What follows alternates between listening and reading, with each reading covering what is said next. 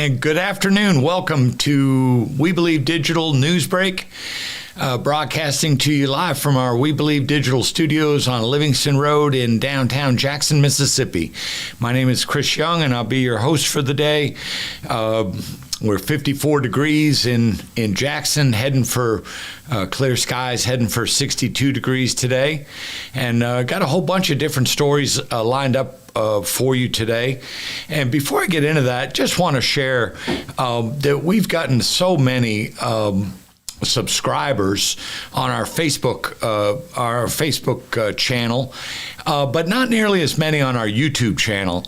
And so really want to ask our listeners, whether it's for this program or any other program, to please make an effort to shift over to the YouTube channel and the We Believe YouTube podcast in order to increase our subscriber level so that we could begin to monetize. We need at least 1,000 views and 4,000 watched hours in order to monetize our YouTube channel. And right now we have admittedly almost zero monetization, and which means that every dollar that it takes to bring you these shows, to pay the staff, to buy the equipment, etc., comes completely out of the owner's pocket with little to no reimbursement. But if we can monetize that YouTube channel, that will help us a whole lot, and maybe you can help us with that. So thank you for that. So as we typically tend to do, we'll start out on the global front and then make our way back towards back down to Jackson with our news stories. There's a federal judge, reading from 3 different national news sources, a federal judge in Amarillo, Texas,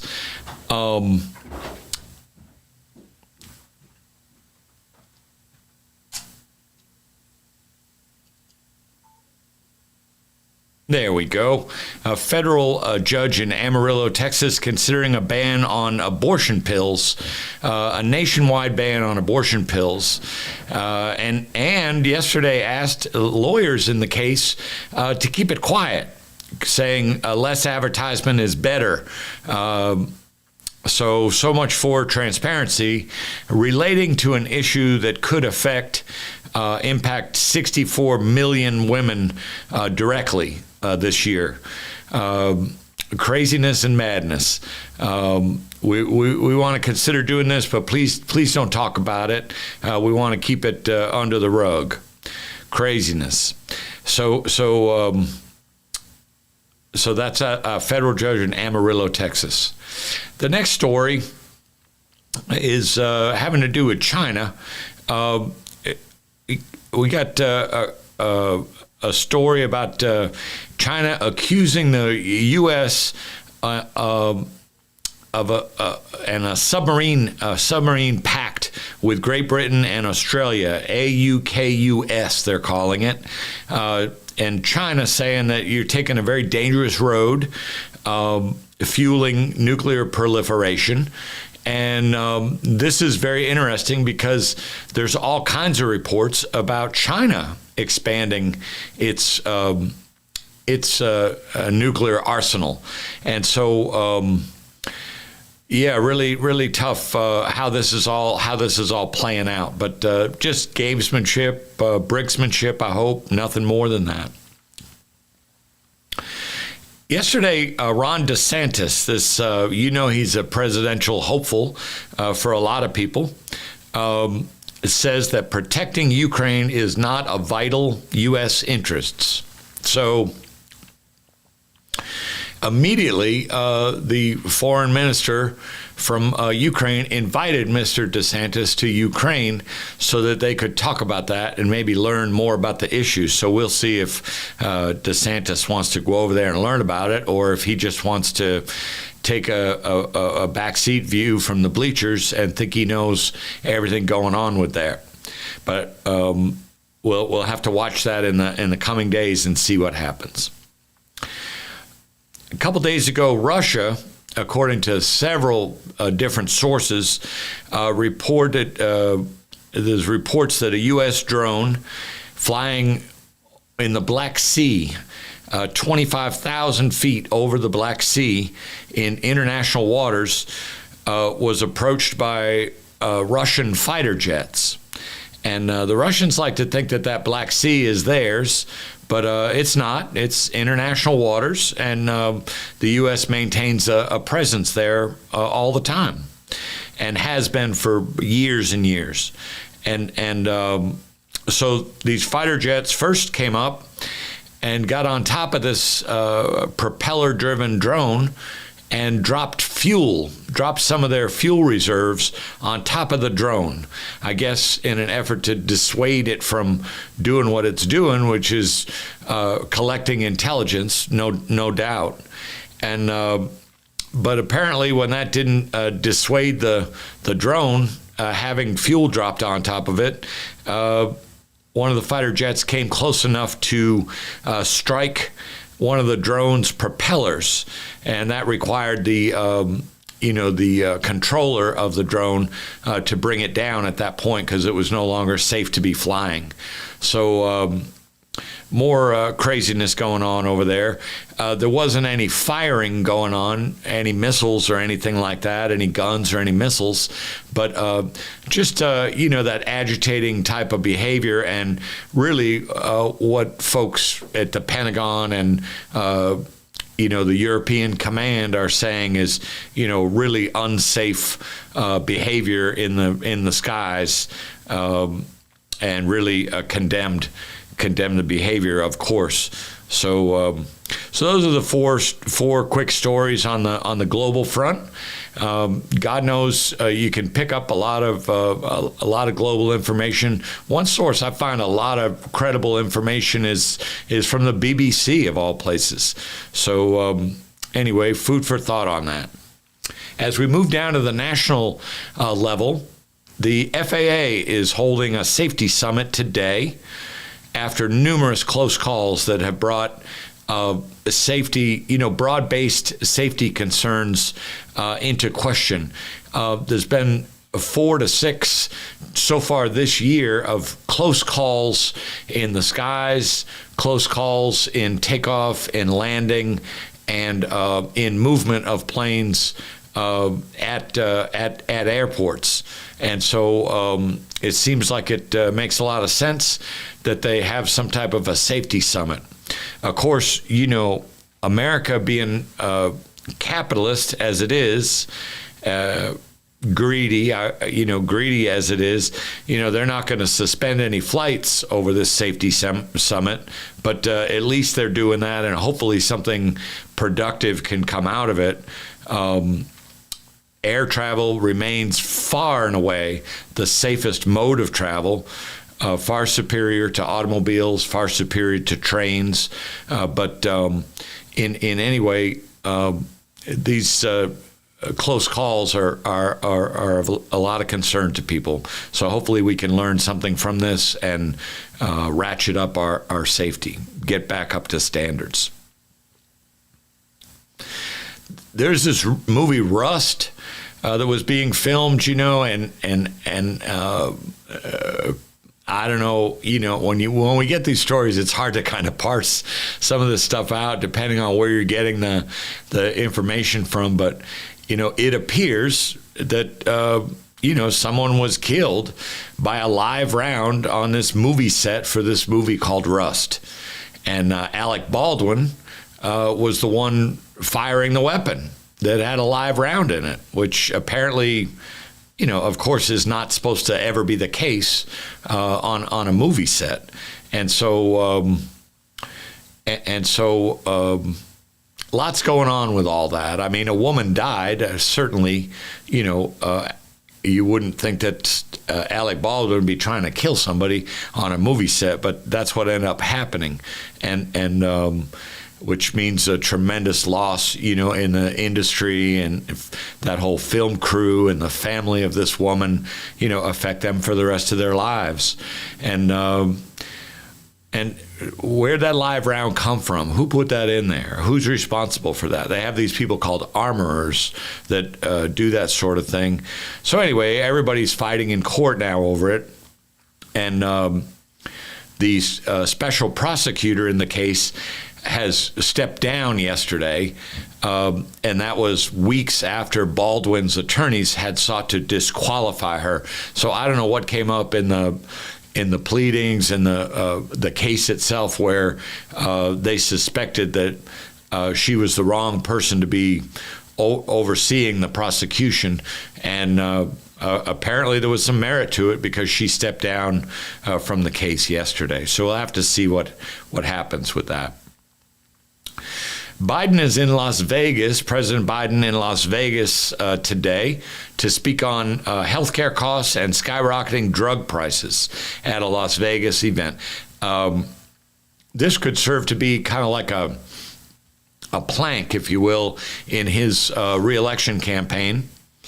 And it's one of those issues where he's in stark contrast to the Republicans. I guess with all the different lobbying going on, there's lots and lots of people that don't care about the drug prices. Those companies are making millions or maybe even billions of dollars a year, and they don't want to have to curtail, clamp down on their prices. And so Biden's going after that because it's one of those wedge issues that really separates the Republicans and Democrats. So we could be seeing the kickoff of a campaign right here with a stop like that. And you notice where it is in Las Vegas, and Nevada being a very critical state in the election process. So that's going on today. Another story, and I really don't have interest much in speaking about former President Donald Trump, but his super PAC, pro-Trump super PAC, filed a complaint with the Florida Ethics Commission over what it says is Governor DeSantis' shadow presidential campaign. What exactly do you make of that? If you're shadowing campaign, well, it's a competition, and of course you're going to be shadowing the campaign. You want to learn everything you can about what the opposition is doing opposition research, finding out what are their strengths, what are their weaknesses, how can we use that to make our campaign better, how can we use that to drag down their campaign. I mean, this is grist for the mill. This is just regular kind of stuff. So not sure, not sure, but again, it seemed like now this is not Trump himself, but it's his pro-Trump PAC, super PAC, political action committee, and they're just trying to shift the rules or something instead of just dealing with it, and almost as if they're not watching. Do you think for a minute that they're not watching everything that DeSantis is doing? Of course they are. So interesting guy, really interesting guy, and the people that he surrounds himself with and the folks that are highly interested in him and all that. Always something going on where it doesn't seem like they want to play by the rules or the established norms or something like that. So I'm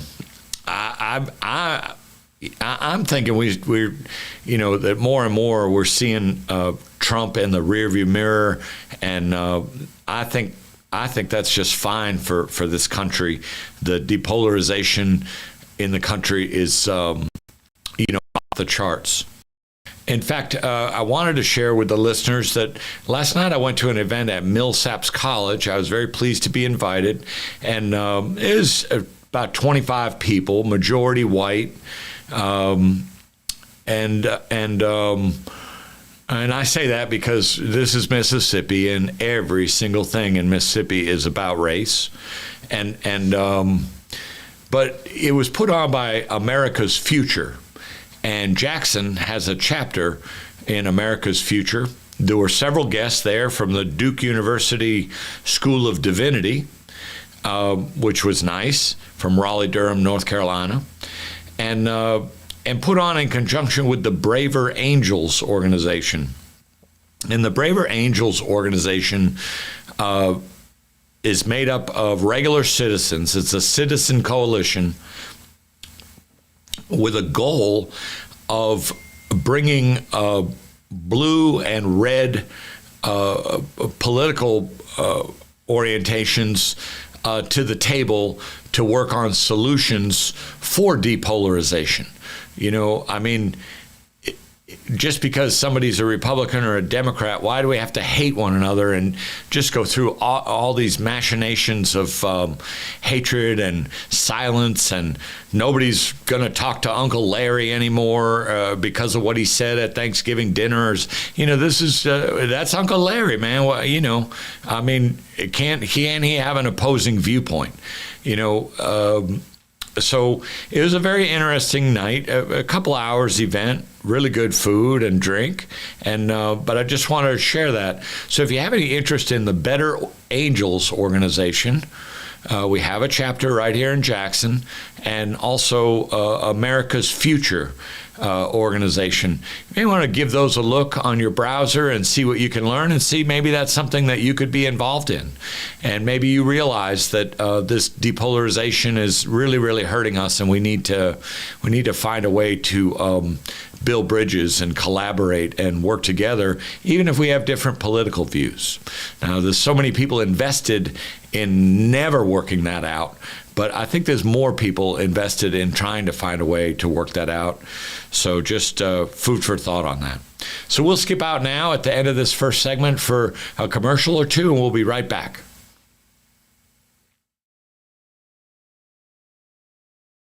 With so much going on day to day, we lose track of what's important. Sometimes we get lost, we lose ourselves, and we forget that our personal care is important. Self-care is checking in on our physical and mental health and making sure we are using and putting good things into our bodies. It's when we take time, real time, to connect ourselves back to a beautiful, healthier, happier you.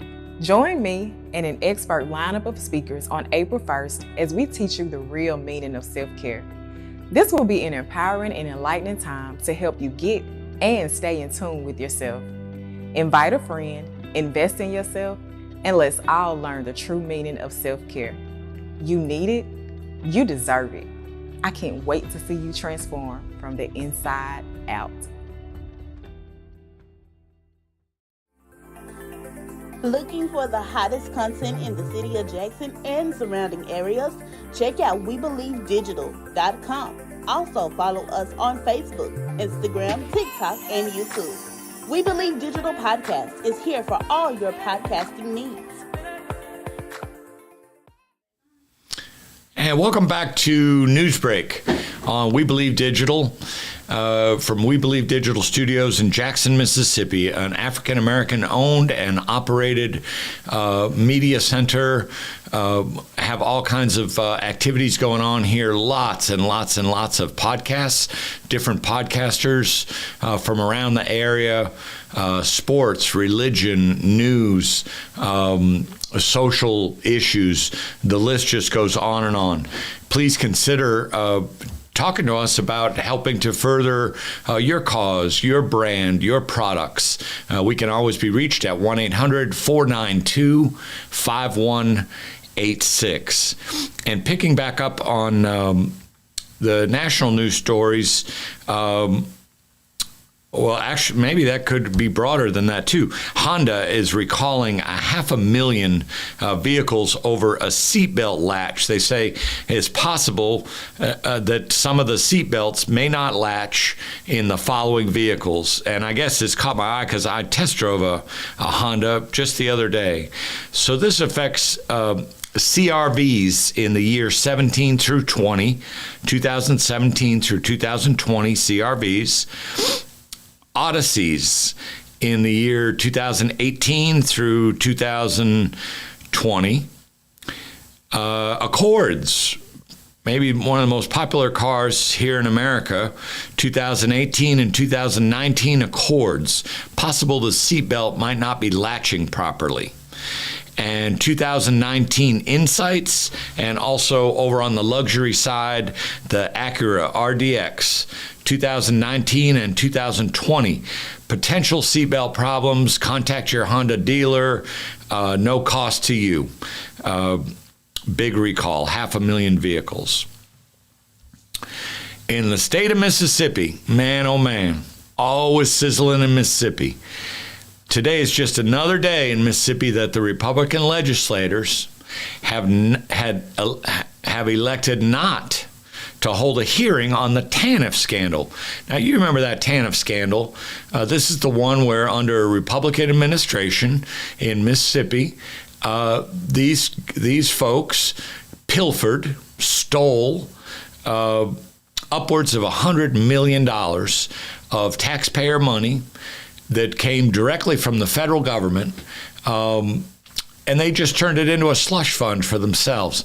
This is the case where you hear about the $5 million volleyball stadium for Brett Favre and down at Southern, and just crazy. The current governor, he was lieutenant governor then, but the current governor, $1.5 million to this Lacoste Victory Sports Foundation for a fitness boot camp for him and some cronies or something. Just craziness. And all while this is going on, the poorest families, this TANF is for the poorest families in America. It's a social safety net that's set up by the federal government, fully funded by the federal government, to help the absolute poorest citizens in the nation. And in Mississippi, of course, we're the poorest state in the country. And so, and sometimes they only pay out, I think the highest they ever paid out was 5 to 7% of the applicants for these TANF funds for direct cash payments were approved, only 5.7%. Again, fully funded by the federal government, but what happens is you get Mississippi politics involved, and they decide, even though we'll take the handout from the federal government, but then we'll get in the middle of it and decide, what we want to do with that. And they turned it into a slush fund, and these are conservative people that are, not being self-reliant.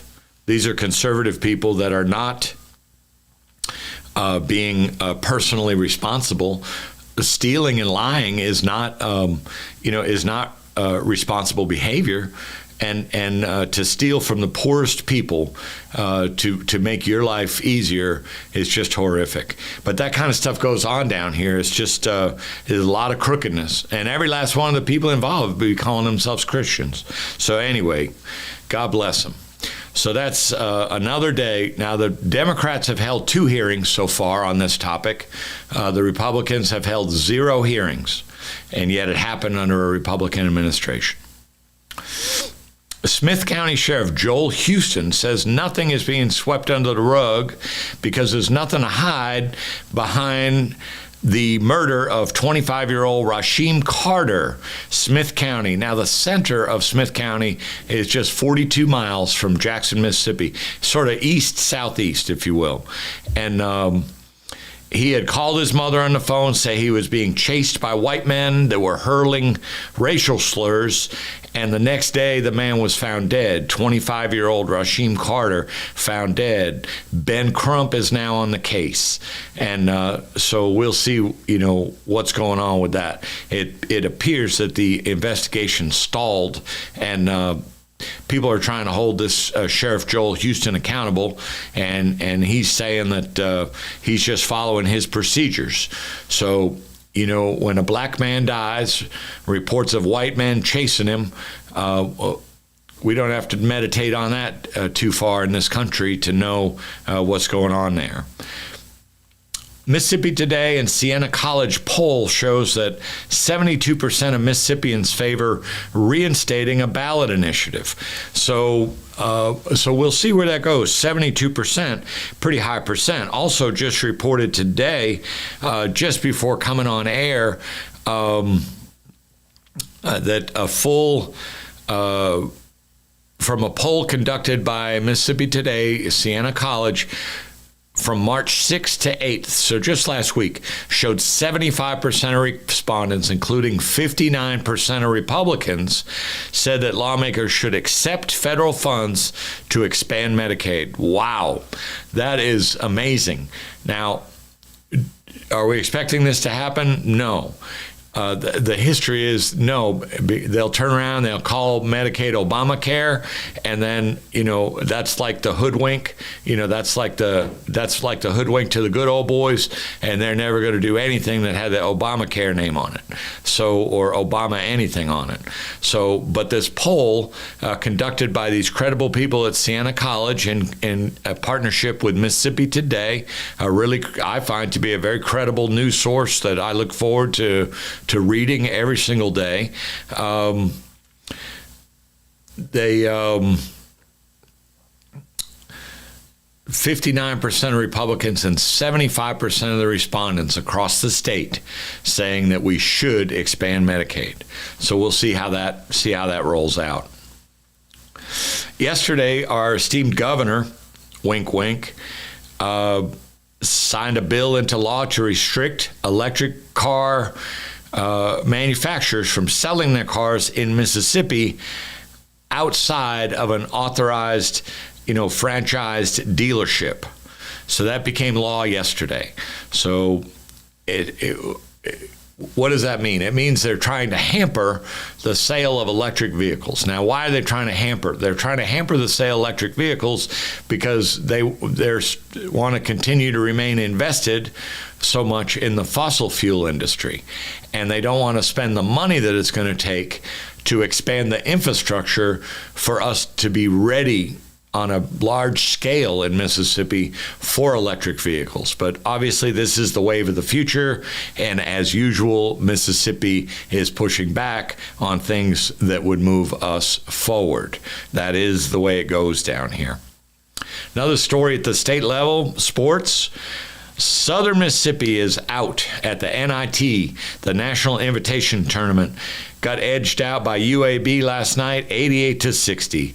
Alcorn plays tonight, 7 p.m. against North Texas.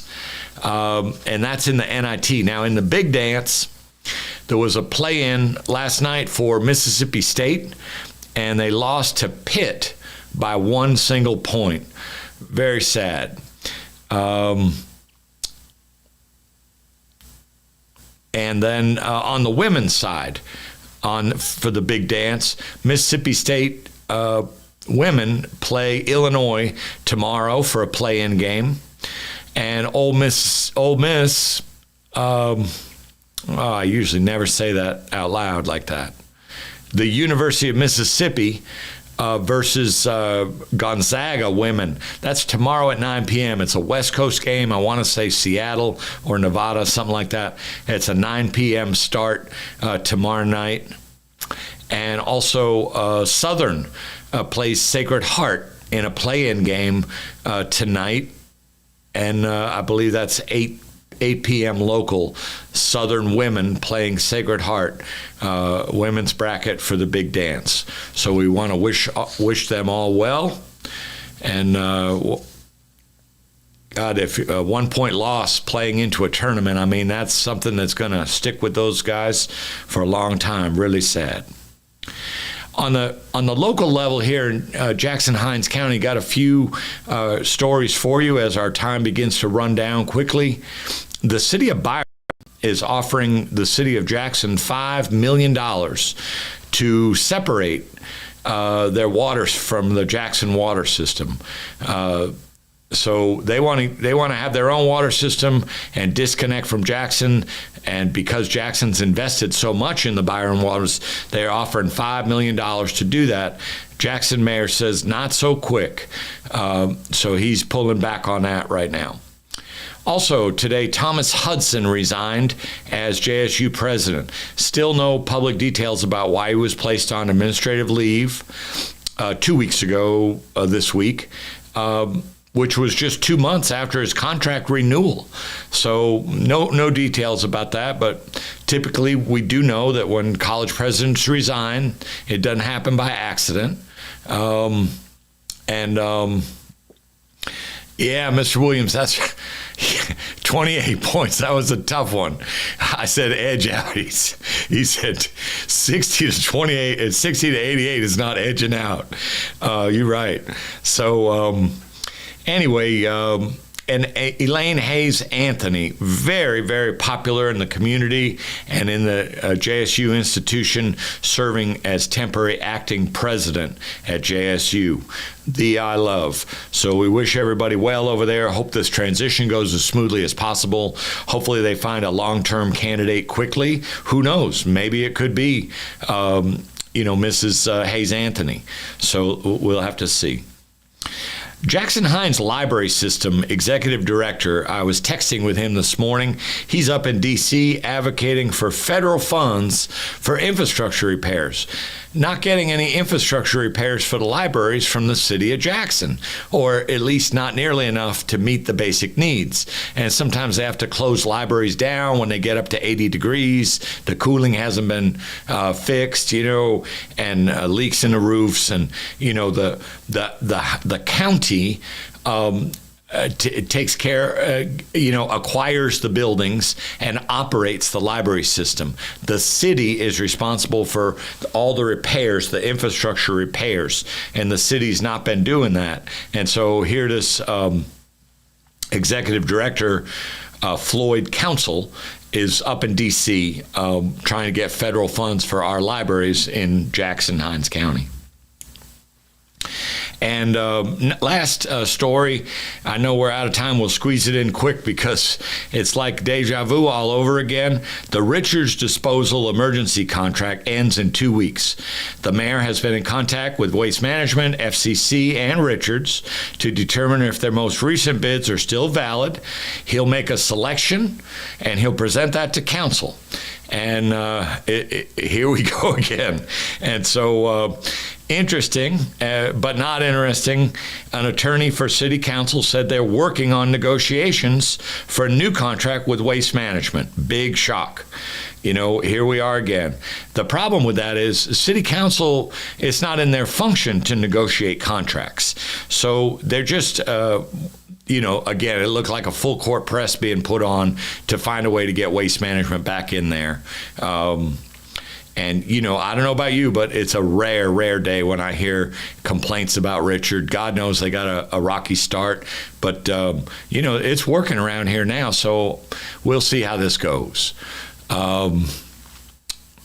Yes, and Mr. Williams, in the last 8 years, JSU going through 3 different presidents. Shake my head is right. Yeah. And where is that money for the city libraries? Do they have a budget line item? What happened to it? Or did they end up moving that somewhere else? We don't know. We wish we had the answers. I'll try to find more information and bring it back to you. We thank the listeners, the viewers for joining us in chat. We're trying to be a family here and just have a community, your source to come and go and get all your media related needs met. And that's what we're all about at We Believe Digital, designed to inspire. So we'll see you back again, Newsbreak, Friday at noontime. Take good care of yourselves. Stay safe out there.